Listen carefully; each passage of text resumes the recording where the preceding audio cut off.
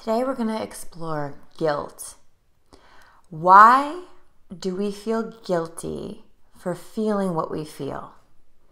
I want to explore all the ways this affects our lives and how we can end this cycle now. Stay tuned.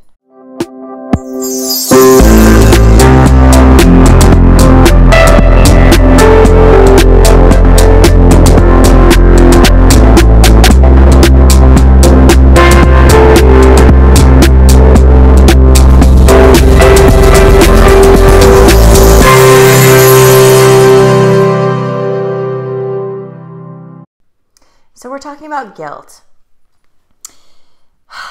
My life took a massive shift when I realized that one of the biggest blocks for me towards living in alignment with my own truth was the guilt that I felt around not aligning with others. Now really take that in. When we're growing up and we are trying to please people, and we are trying to survive, and we are trying to be good little girls and boys and do things right, and we get told no a lot, or we get told that's wrong or that's bad, or we get disapproved of. What happens is we start fearing ourselves. We start fearing our own feelings because those feelings are getting us rejected. Those feelings, expressing something, feeling like this isn't right for me, this isn't my preference. If that's not the preference of the person that's in charge, if that's not the preference of what someone else wants, you are going to suffer or be punished. Now look, this cycle is not something people mean to do. Our parents and teachers and people like that do not mean to make you not trust yourself. But ultimately, that's what's happening when we're learning in an environment how to please others outside of ourselves rather than stay true to how we are feeling. Now look at how that transfers into your own life today. For me personally, my spiritual growth and my life completely shifted. I always talk about this when I started being real about how I feel. When I became real about how I feel, I began to heal.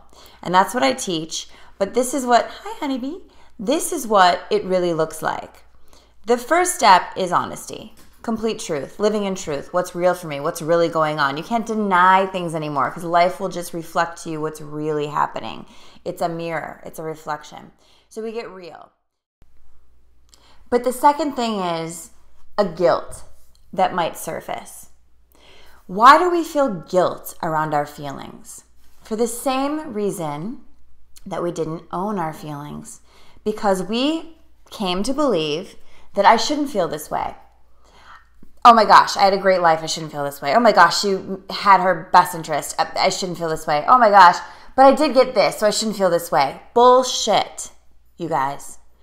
Those are the biggest blocks towards living an authentic life, is denying what you feel, judging what you feel, and telling yourself that you shouldn't feel what you feel. That's the problem in the first place, is you were made to feel, whether it was your own doing or someone else's, that what I feel is not okay. My preference is not going to keep me safe. My preference, what I want, what I desire, what I choose, is not keeping me safe, is not getting me love, is not getting me approved of, is not getting me that acceptance, is not letting me feel connected. So, stop doing it to yourself. That is where we break this pattern. We start telling ourselves, I feel what I feel and who cares? Why? Who cares what I think I should feel? This is what I feel, and because I'm allowing myself to feel what I feel, I'm going to heal. So this guilt that comes over us when we feel what we feel, it feels like a block. It feels like, oh no, I'm doing something wrong. It feels like a stress in the stomach. It feels like, and we deflect it. And we do the things that we do so we don't have to feel that because we don't want to feel guilt about what we feel. So what is this? What do we do with this? When I started really releasing my guilt, by the way, this was, I want to say, the completion of this cycle of living out of alignment for me. This cycle of completion was really releasing guilt, releasing any and all guilt for not aligning myself with some external stuff, whether it be a person's belief, what I thought my belief should be, whatever. It was releasing that and really tuning in and allowing myself to hear my intuition. This is when I started cleaning out my diet, cleaning out my closet, cleaning out my life, is when I really just wanted to empower that inner truth and allow myself to finally feel like it was okay, whatever it was. That it was never wrong. It was my misinterpretation that it was wrong because it wasn't what someone else shared. It wasn't what some authority figure outside of me thought it should be. But the authority figure inside of me, the wise God inside, was telling me, choose me, choose me, choose me. Sometimes we get sick for the wake-up call. Sometimes we get frustrated for the wake-up call. Sometimes we're bankrupt for the wake-up call. Sometimes we are loveless, lose the love of our life for a wake-up call. Sometimes we lose other things. But I don't want you to lose yourself. And here's what happens when we wake up to that call. We start hearing things that we've always heard, but now we don't have the guilt in the way. Now when we hear it, we might actually take actions in alignment with it. And what starts happening when you start acting in alignment with that inner truth as it gets stronger, you start hearing deeper and louder and more often. And then you start making choices that empower that and stop fogging it out. Gosh, I was the queen of fogging it out. I'd be like, what other distraction can I have so I don't have to hear this? Because I feel guilty when I hear it because it makes me feel like I'm doing something wrong if I listen to it. It makes me feel like I might be rejected if I live in alignment with it. The biggest rejection in your life will be you rejecting you.